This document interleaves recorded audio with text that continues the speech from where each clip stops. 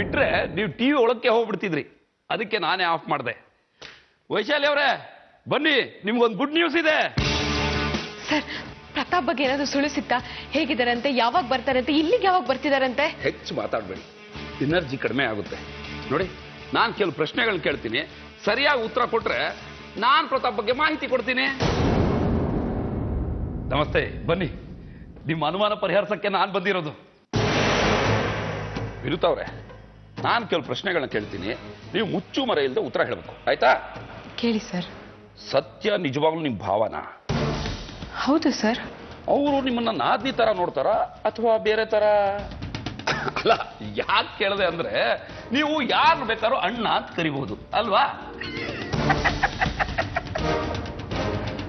ಆದ್ರೆ ಅವ್ರು ನಿಮ್ಮನ್ನ ತಂಗಿ ಅಂತ ಭಾವಿಸ್ಬೇಕಲ್ಲ, ಅದಕ್ಕೆ ಕೇಳಿದೆ. ಪ್ಲೀಸ್, ನೀವು ಈ ತರ ಪ್ರಶ್ನೆಗಳನ್ನ ಕೇಳೋದು ತಪ್ಪು. ನೀವು ಅರ್ಜೆಂಟ್ ಆಗಿ 2 ಕೋಟಿ ರೂಪಾಯಿ ಪಾಲಿಸಿ ಪ್ರತಾಪ್ ಹೆಸರಲ್ಲಿ ಮಾಡಿಸೋ ಅಗತ್ಯ ಏನಿತ್ತು?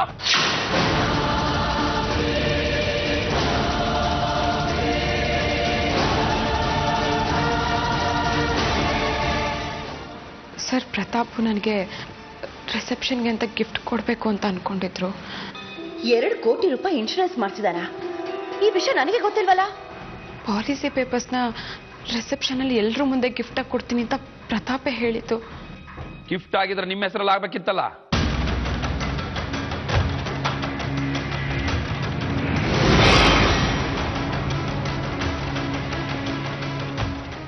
ಪ್ರತಾಪ್ ಹೆಸರಲ್ಲಿ ಪಾಲಿಸಿ ಯಾಕಾಯ್ತು?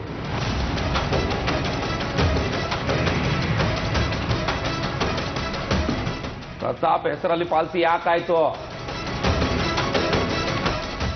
ಹೇಳಲ್ವಾ? ಹೋಗ್ಲಿ, ವಿಟ್ನೆಸ್ ಯಾರು? ಯಾರು ವಿಟ್ನೆಸ್ಸು? ವಿಟ್ನೆಸ್ ಯಾರು? ಸತ್ಯಭಾಮ ಸರ್. ಯಾಕೆ ಸತ್ಯನೇ ಆಗ್ಬೇಕಿತ್ತು? ವೈಶಾಲಿ ಅವರು ಇರ್ಲಿಲ್ವಾ? ಅತ್ತೆ ಕಾರ್ಡ್ ಕೊಡಕ್ಕಂತ ಹೊರಗಡೆ ಹೋಗಿದ್ರು. ಅವ್ರು ತಿರ್ಗಿ ವಾಪಸ್ ಬರ್ತಿರ್ಲಿಲ್ವಾ? ಅಷ್ಟು ಅವಸರದಲ್ಲಿ ಸತ್ಯ ಹತ್ರ ಸಹಿ ಹಾಕ್ಸೋಂತ ಅವಸರ ಏನಿತ್ತು? ಪ್ರತಾಪೇ ಸರ್ ಹೇಳಿದ್ದು. ಸತ್ಯಭಾವ ಫೋನ್ ಮಾಡಿದ್ರು, ಅದಕ್ಕೆ ಸತ್ಯಭಾವನೆ ಸೈನ್ ಮಾಡ್ಲಿ ಅಂತ ಪ್ರತಾಪೇ ಹೇಳಿದ್ದು. ರೆಕಾರ್ಡ್ ಮಾಡಿದ್ರಾ? ರೆಕಾರ್ಡಿಂಗ್ ತೋರಿಸಿ. ಸರ್, ಅದನ್ನ ನಾನು ಯಾಕೆ ಸರ್ ರೆಕಾರ್ಡ್ ಮಾಡಿ? ಮತ್ ನಿಮ್ಮ ನಂಬೋದು ಹೇಗೆ? ಆಯ್ತು, ಪಾಲಿಸಿ ಏಜೆಂಟ್ ಎಷ್ಟೊತ್ತು ಬಂದಿದ್ದ? ಮಧ್ಯಾಹ್ನ 3 ಗಂಟೆಗೆ. ಮಧ್ಯಾಹ್ನ 3 ಗಂಟೆಗೆ ರಿಸೆಪ್ಷನ್ ಹಿಂದಿನ ದಿನ ನೀವೆಲ್ಲ ಹೋಗಿದ್ರಿ? 2:15 ನಾನು ತುಮಕೂರ್ಗೆ ಹೊರಟಿದ್ದೆ ಸರ್. ಹೊರಟ ಅರ್ಧ ಗಂಟೆ ಆಗಿತ್ತು ಅಷ್ಟೇ. ಕರೆದಿದ್ರೆ ನಾನೇ ವಾಪಸ್ ಬರ್ತಿದ್ದಲ್ಲ. ನಿಮಗೆ ಯಾಕೆ ತೊಂದ್ರೆ ಅಂತ ಶಟ್ ಅಪ್! ನನ್ ಬೆನ್ ಹಿಂದೆನೆ ಏನೇನೋ ನಡೆದಿದೆ. ನಿನ್ನ ನಂಬಿ ಮೋಸ ಹೋದ ನನ್ ಪ್ರತಾಪ್. ರಿಸೆಪ್ಷನ್ ಹಿಂದಿನ ದಿನ ಪ್ರತಾಪ್ ಹೆಸರಲ್ಲಿ 2 ಕೋಟಿ ರೂಪಾಯಿಗೆ ಪಾಲಿಸಿ ಆಗಿದೆ. ನಾಮಿನಿ ವಿನುತಾ, ಸಾಕ್ಷಿ ಸತ್ಯ. ರಿಸೆಪ್ಷನ್ ದಿನ ಪ್ರತಾಪ್ ನಾಪತ್ತೆ. ಪಾಲಿಸಿ ಮಾಡಿಸಿದವ್ರಿಗೆ ಏನಾದ್ರು ತೊಂದರೆ ಆದ್ರೆ ನಾಮಿನಿಗೆ ಆ ದುಡ್ಡು ಬರೋದು? ಹೇಳು, ಸತ್ಯ ನಿನಗೇನಾಗಬೇಕು? ಹೇಳು, ಪ್ರತಾಪ್ ಏನ್ ಮಾಡಿದ್ರೆ? ನಾವು ಪ್ರತಾಪ್ ಏನ್ ಮಾಡೋದು ಸರ್? ಯಾಕೇನೋ ಮಾತಾಡ್ತಿದ್ದೀರಾ?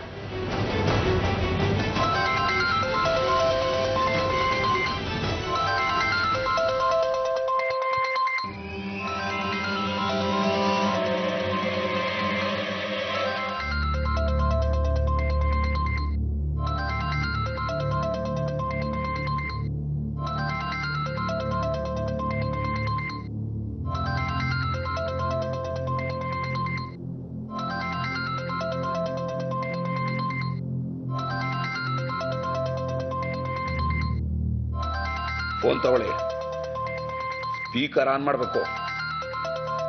ಫೋನ್ ತಗೊಳ್ಳಿ ಫೋನು.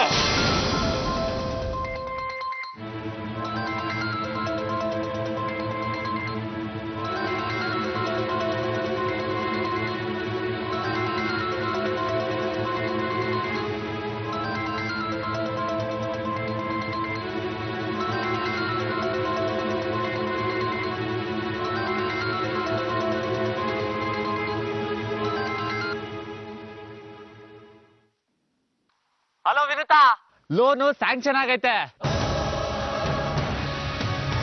ಬಾಳು ಬಂಗಾರ ಆಯ್ತು. ತಿಂಗಳಿಗೆ 11,000 ರೂಪಾಯಿ EMI ಕಟ್ಟೋದು ಅಟ್ಟೆಯ. ಬ್ಯಾಂಕ್ ಮ್ಯಾನೇಜರ್ ಮನೆ ಹತ್ರ ಬಂದಿದ್ರು, ಸ್ಯಾಂಕ್ಷನ್ ಲೆಟರ್ ಕೊಟ್ಟೋದ್ರು, ಅಕೌಂಟ್ಗೆ ದುಡ್ಡು ಟ್ರಾನ್ಸ್ಫರ್ ಆಗತ್ತಂತೆ. ಹಾ ಬಾವ. ವಿನುತಾ ಇದೇ ಖುಷಿಗೆ ಎಲ್ಲಿ ಸಿಗವಾ?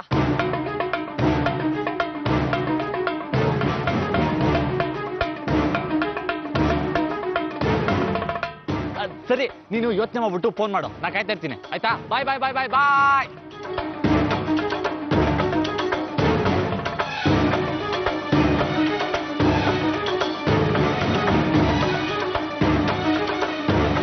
ಸತ್ಯ ಇರೋ ಸ್ಲಮ್ಮಲ್ಲಿ ಕಾರ್ ಡ್ರೈವರ್ 11,000 ರೂಪಾಯಿ ಕಂತು ಹೆಂಗ್ ಕಟ್ತಾನೆ?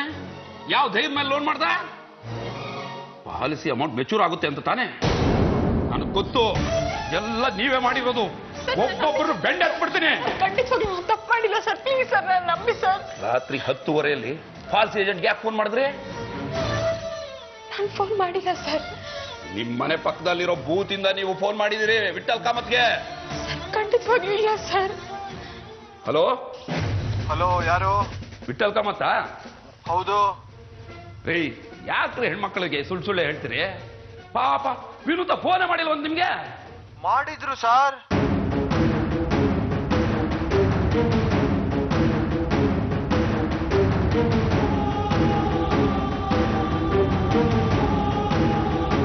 ಅವ್ರ ಪಾಲಿಸಿ ದುಡ್ಡು 2 ಕೋಟಿ ಯಾವಾಗ ಬರುತ್ತೆ ಅಂತ ಕೇಳಿದ್ರು ಸರ್.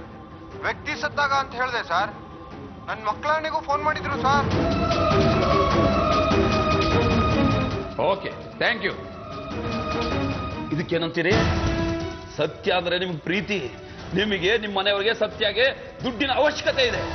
ಅದಕ್ಕೆ ಪಾಲಿಸಿ ಮಾಡಿಸಿ ಪ್ರತಾಪ್ನ ಕಿಡ್ನಾಪ್ ಮಾಡಿದಿರಿ. ಸರ್ ಇಲ್ಲ ಸರ್, ಸತ್ಯ ನನ್ನ ಭಾವ ಅಷ್ಟೇ. ನನಗೆ ಬಹಳ ಕೊಟ್ಟವರು ಪ್ರತಾಪ್.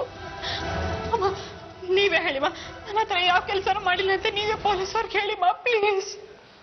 ಮುಚ್ಚೆ ಬಾಯ್ನ.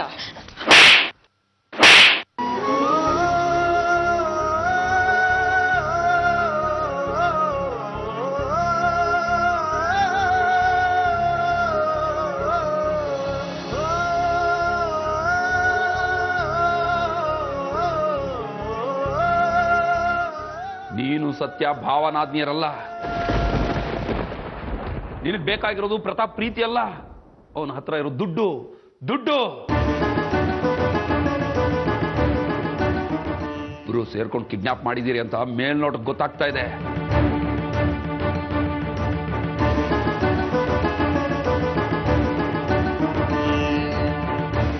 ಇಷ್ಟಕ್ಕೆ ನಿಮ್ಮನ್ನು ಅರೆಸ್ಟ್ ಮಾಡಕ್ ಆಗೋದಿಲ್ಲ. ಸತ್ಯ ಇನ್ನೂ ಏನೇನ್ ಮಾಡಿದಾನೆ ಅಂತ ಗೊತ್ತಾಗಬೇಕು. ಗೊತ್ತಾದ ದಿನ ಇಬ್ಬರು ಕಂಬಿ ಎಣಿಸ್ತೀರಿ.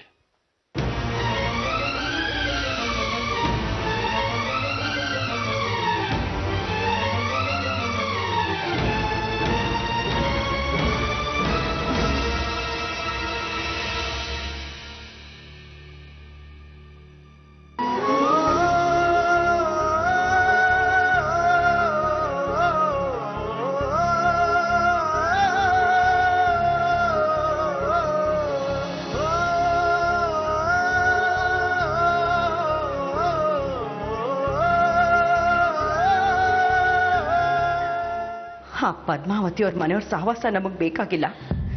ಎಲ್ಲ ಲೋ ಕ್ಲಾಸ್ ಮೆಂಟಾಲಿಟಿಯವರು ಅಂತ ನಿನಗೆ ಎಷ್ಟು ಹೇಳಿದೆ. ನಿನ್ನ ಹಠನ ನೀನು ಬಿಡ್ಲೇ ಇಲ್ವಲ್ಲ ಪ್ರತಾಪ್. ಈಗ ನೋಡು ನಿನ್ನ ಪರಿಸ್ಥಿತಿ ಏನಾಯ್ತು ಅಂತ. ನೀವೆಲ್ಲೇ ಬಂದು ಪ್ರಮಾಣ ಮಾಡಿ ಹೇಳು ಅಂದ್ರೂ ಹೇಳ್ತೀನಮ್ಮ. ನಾನು ಪ್ರತಾಪ್ ಯಾವ ಮೋಸನೂ ಮಾಡಿಲ್ಲ. ನನಗೆ ಪ್ರತಾಪೇ ಎಲ್ಲ. ಅವ್ರು ಕೊಟ್ಟಿ ಬಾಳ್ಗೆ, ಅವ್ರು ಕೊಟ್ಟಿ ಪ್ರೀತಿಗೆ ನಾನು ಮೋಸ ಮಾಡ್ತೀನಮ್ಮ. ಪ್ಲೀಸ್ ನನ್ನ ನಂಬೇಮ್ಮ. ಬಿಟ್ಟ ಅಂದ್ರೆ ದ್ರೋಹ ಮಾಡಿಲ್ವಂತೆ, ದ್ರೋಹ. ಹೇಳೆ ಎಲ್ಲ ನನ್ನ ಪ್ರತಾಪ ಏನ್ ಮಾಡಿದ್ಯ ಅವನ್ನ? ಅವತ್ತು ನೀವೇ ನನ್ನ ಮಕ್ಕಳು ಅಂತ ಒಪ್ಕೊಂಡ್ರಿ. ಆದ್ರೆ ಇವತ್ತು ಯಾಕಮ್ಮ ಪೊಲೀಸ್ ಅವ್ರ ತರ ಮಾತಾಡ್ತಿದ್ದೀರಾ? ಪ್ರತಾಪ್ ಇವತ್ತಿದ್ದಿದ್ರೆ ನಿಜ ಏನು ಅಂತ ನಿಮಗೆ ಗೊತ್ತಾಗ್ತಿತ್ತು. ಆ ದೇವರು ಅಂತ ಇರೋ ನಿಜ ನಿಜಾನೇ ಆದ್ರೆ ಪ್ರತಾಪ್ ವಾಪಸ್ ಬಂದೇ ಬರ್ತಾರೆ. ಅವತ್ ನಿಮ್ಮೆಲ್ರಿಗೂ ಸತ್ಯ ಏನು ಅಂತ ಗೊತ್ತಾಗುತ್ತೆ. ಕೈ ಮುಗಿದ್ದೀರಮ್ಮ, ಅವ್ರ ಬರೋವರೆಗೂ ಇನ್ಸ್ಪೆಕ್ಟರ್ ಮಾತ್ರ ನೀವು ನಂಬಕ್ ಹೋಗ್ಬೇಡಿ ಅಮ್ಮ, ಪ್ಲೀಸ್. ಇನ್ಸ್ಪೆಕ್ಟರ್ ಎಲ್ಲಾ ವಿಷಯನೂ ಸಾಕ್ಷಿ ಸಮೇತ ಪ್ರೂವ್ ಮಾಡಿ ತೋರಿಸಿದ್ದಾರೆ. ಅಂತದಲ್ಲಿ ನಾನು ನಿನ್ ಮಾತನ್ನ ನಂಬ್ಕೋಬೇಕಾ? ಇನ್ನು ಏನೇನ್ ಕೆಟ್ಟದ್ ಮಾಡ್ಬೇಕು ಅಂತ ಪ್ಲಾನ್ ಹಾಕೊಂಡಿದಿರೋ ಏನೋ ಗೊತ್ತಿಲ್ಲ ನನಗೆ. ಅಲ್ವೇ, ಮನೆಯಲ್ಲಿ ಸಮಸ್ಯೆ ಇದೆ, ದುಡ್ಡಿನ ಅಗತ್ಯ ಇದೆ, ದಯವಿಟ್ಟು ಸಹಾಯ ಮಾಡಿ ಅಂತ ಕೇಳ್ಕೊಂಡಿದ್ರೆ ಶಿಕ್ಷೆ ಅಂತ ತಿಳ್ಕೊಂಡು ನೀನ್ ಎಷ್ಟು ಕೇಳ್ತಿದ್ದೆ ಅಷ್ಟು ಹಣನ ನೀನ್ ಮೂತಿ ಮೇಲೆ ಎಸೆತಿದ್ದೆ ನಾನು. ಆದ್ರೆ ನನ್ ಮಗನ ಮದ್ವೆ ಆಗಿ ಈ ತರ ಎಲ್ಲ ಮಾಡೋದಾ? ಪ್ರತಾಪನ ಆಸ್ತಿ ನಿನ್ನ ಆಸ್ತಿ ಆಗಿಲ್ರ? ಹೇಳು ನೋಡೋಣ. ಪ್ಲೀಸ್ ಅಮ್ಮ, ಹಾಗೆಲ್ಲ ಮಾತಾಡ್ಬೇಡಿ. ಇವಾಗ ನಾನು ನಿಮ್ಗೆ ಏನ್ ಹೇಳಿದ್ರು ಅರ್ಥ ಆಗಲ್ಲ. ಮುಚ್ಚೆ ಬಾಯ್ನ, ಅಸಹ್ಯ ಆಗತ್ತೆ ನನಗೆ. ನಿನ್ನ ನಿಮ್ ಮನೆಯವ್ರನ್ನ ನಾನು ಖಂಡಿತ ಸುಮ್ಮನೆ ಬಿಡೋದಿಲ್ವೇ? ನೋಡ್ತಾ ಇರು ಏನ್ ಮಾಡ್ತೀನಿ ಅಂತ. ಅಮ್ಮ,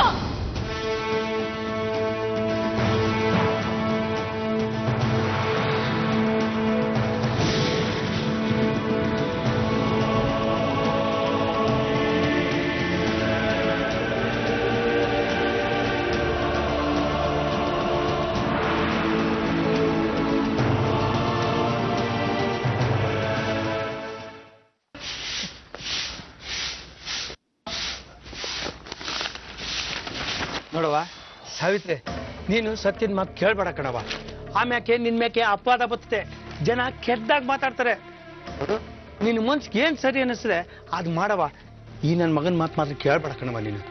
ಯಾಕ್ಲ ಡ್ಯಾಡಿ, ತಲೆ ಕೆಟ್ಟಾಯ್ತಾ? ನಮ್ಮಿಬ್ರು ಮಧ್ಯೆ ತಂದಾಕಿ ಚಪ್ಪಾಳೆ ತಟ್ಟಿ ಆರಾಮಾಗಿ ಮಲ್ಕೊಬಿಡ್ಬೇಕು ಅನ್ಕೊಂಡಿದ್ಯಾ? ಅಲ್ಲ ಕಣ್ಲ, ದೊಡ್ಡ ಬಟ್ಟೆ ಆ ಹೆಣ್ಗೆ ಕೆಟ್ಟ ಪೋದ ಬರಕಿಲ್ವೇನ್ಲ?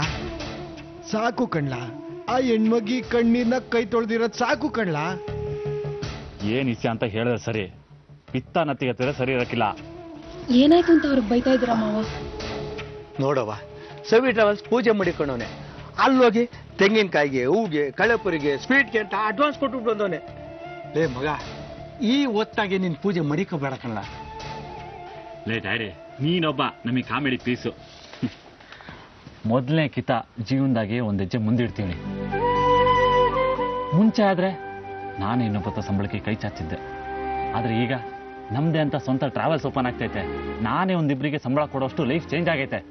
ಅದಕ್ಕೆ ಪೂಜೆ ಬೇಡ ಅಂತಿದ್ಯಲ್ಲ. ಅಲ್ಲಿ ವಿನೂತನ ಪರಿಸ್ಥಿತಿ ಹಂಗೈತೆ. ಇಲ್ಲಿ ನೀನು ಟ್ರಾವೆಲ್ಸು, ಪೂಜೆ, ಸಿ ಅಂತ ಕುಂತ್ಕೊಂಡ್ರೆ ಜನ ಸಾವಿತ್ರಿಗೆ ಅನ್ನಕ್ಕಿಲ್ವಲ್ಲ, ಆಡ್ಕೊಳಕ್ಕಿಲ್ವಲ್ಲ. ತಂಗಿ ದುಃಖದಾಗವಳೆ, ಅಕ್ಕ ಹಬ್ಬ ಮಾಡ್ತಾವಳೆ ಅಂತ. ನೋಡ್ಲಾ, ಪ್ರತಾಪ ಬರಗಂಟ ಪೂಜೆ ಗೀಜೆ ಏನು ಮಾಡಂಗಿಲ್ಲ, ಸುಮ್ಕಿರ್ಬೇಕು. ಮಾವ, ದೇವಸ್ಥಾನಕ್ಕೆ ಹೋಗಿ ಪೂಜೆ ಯಾಕೆ ಮಾಡಿಸ್ತೀವಿ ಹೇಳಿ? ಮನಸ್ಸಿಗೆ ಶಾಂತಿ ಸಮಾಧಾನ ಸಿಗ್ಲಿ ಅಂತ. ದೇವಸ್ಥಾನಕ್ಕೆ ಹೋಗೋ ಸರಿ ಕಣವ, ಆದ್ರೆ ನಮ್ಮನೆ ಪರಿಸ್ಥಿತಿ. ಅಪ್ಪ ಅಮ್ಮನ್ನು ಕರೆದಿದ್ದೀನಿ, ಇವರು ವಿನುತನ್ ಕರೆದಿದ್ದಾರೆ. ವಿನುತ ಮನೇಲೇ ಇದ್ರೆ ಪ್ರತಾಪನ್ ನೆನ್ಸ್ಕೊಂಡು ಅಳ್ತಿರ್ತಾಳೆ. ಅದೇ ಇಲ್ಲಿಗೆ ಬಂದ್ರೆ ನಾವೆಲ್ಲರೂ ಇರ್ತೀವಿ, ಬೇಸರ ಕಳಿಯುತ್ತೆ. ವಿನುತನ ಬೇಸರದಿಂದ ಹೊರಗೆ ತರೋ ಪ್ರಯತ್ನನೇ ಈ ಪೂಜೆ. ಮುಖ್ಯ ವಿನುತ ಚೆನ್ನಾಗಿರ್ಬೇಕು.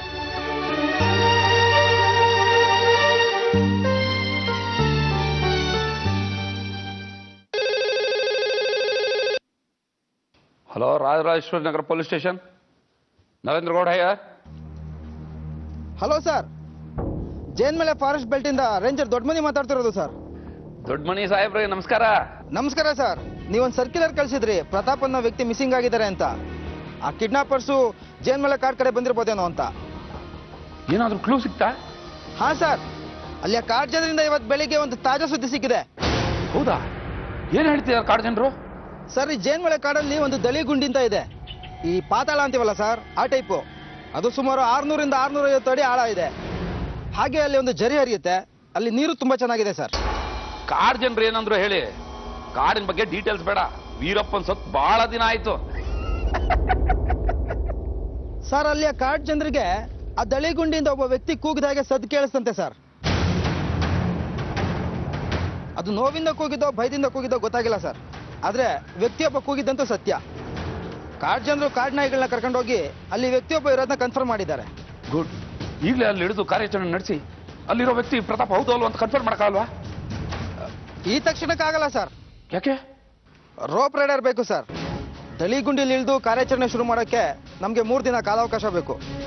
ದಳಿಗುಂಡಿಲಿ ಇಳಿಯೋದು ಹೈಲಿ ರಿಸ್ಕಿ ವರ್ಕ್ ಸರ್. ಅದಕ್ಕೆ ಎಕ್ಸ್ಪೀರಿಯನ್ಸ್ ರೋಪ್ ರೈಡರ್ಗಳು ಬೇಕು. ಒಬ್ರಿದ್ದಾರೆ, ಆದರೆ ಅವರು ರಜಾ ಹಾಕಿದ್ದಾರೆ. ಪ್ರಿಪ್ರೇಷನ್ಗೆ 3 ದಿನ ಬೇಕು. ದಳಿ ಗುಂಡಿಲಿ ಇಳಿಯಕ್ಕೆ ಎಷ್ಟು ದಿನ ಬೇಕು? 600ರಿಂದ 650 ಅಡಿ ಆಳ ಇದೆ ಸರ್. 1.5 ದಿನ ಬೇಕೇ ಬೇಕು. ಆ ದಳಿ ಗುಂಡಿಯಲ್ಲಿ ಸಿಗಾಕೊಂಡಿರೋ ವ್ಯಕ್ತಿ ಗತಿ ಏನು? ಹೇಳಕ್ಕಾಗಲ್ಲ ಸರ್. 3-4 ದಿನಗಳಲ್ಲಿ ಆ ವ್ಯಕ್ತಿ ಭಯಪಟ್ಟು ಸ್ಥಳ ಬದಲಾವಣೆನೂ ಮಾಡಬಹುದು, ಅಥವಾ ಕಾಡು ಪ್ರಾಣಿಗಳಿಗೆ ಆಹಾರನೂ ಆಗಬಹುದು. ಪ್ಲೀಸ್ ಸರ್, ಆ ವ್ಯಕ್ತಿ ಜೀವಂತವಾಗಬೇಕು. ಚಾನ್ಸಸ್ ಹೇಳಿದೆ ಸರ್. ಗುಂಡಿ ಆಗಿರೋದ್ರಿಂದ ಕಾಡು ಪ್ರಾಣಿಗಳ ಸಂಚಾರ ಕಡಿಮೆ. ತಕ್ಷಣ ಕಾರ್ಯಾಚರಣೆ ಶುರು ಮಾಡೋಕ್ಕೆ ಕಾನೂನಿನ ಕೆಲವು ಅಡೆತಡೆಗಳಿದೆ. ಕಾಡು ಜನಗಳು ಹೇಳಿದ್ರು ಅಂದ ತಕ್ಷಣ ಕಾರ್ಯಾಚರಣೆ ಶುರು ಮಾಡೋಕ್ಕಾಗಲ್ಲ. ನಮಗೆ ಕನ್ಫರ್ಮೇಷನ್ ಬೇಕು. ನಮ್ಮ ಕೈಲಾದ ಪ್ರಯತ್ನ ನಾವು ಮಾಡ್ತೀವಿ. ಸರಿ ದೊಡ್ಡ ಮನಿ, ಏನಾದ್ರು ವಿಷಯ ಗೊತ್ತಾದ್ರೆ ತಕ್ಷಣ ಫೋನ್ ಮಾಡಿ.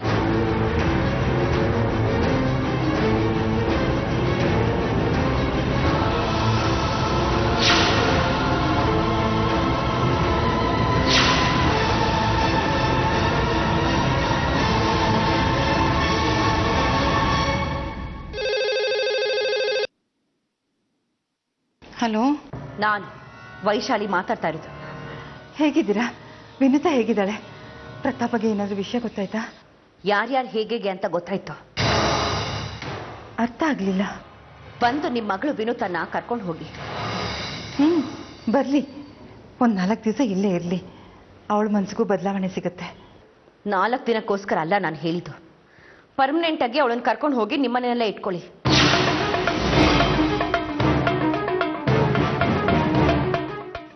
ಯಾಕೆ ವೈಶಾಲಿ ಅವರೇ, ಏನಾಯ್ತು? ಯಾಕಾಗ ಹೇಳ್ತಾ ಇದ್ದೀರಾ? ಕಾರಣ ಇದೆ, ಆದ್ರೆ ಅದನ್ನ ಫೋನಲ್ಲಿ ಹೇಳಕ್ಕಾಗಲ್ಲ. ನೀವೇ ಖುದ್ದಾಗಿ ಬಂದು ವಿನುತನ್ ಮುಖವಾಡನ್ನ ಕಳ್ಚಿ. ಅವಳು ಈ ತರ ಅಂತ ನಾನು ಅನ್ಕೊಂಡಿರ್ಲಿಲ್ಲ. ಬೇಡ ಬೇಡ ಅಂತ ಬಡ್ಕೊಂಡೆ ಪ್ರತಾಪ್ಗೆ, ಆದ್ರೆ ಅವ್ನು ನನ್ನ ಮಾತನ್ನ ಕೇಳಿಲ್ಲ.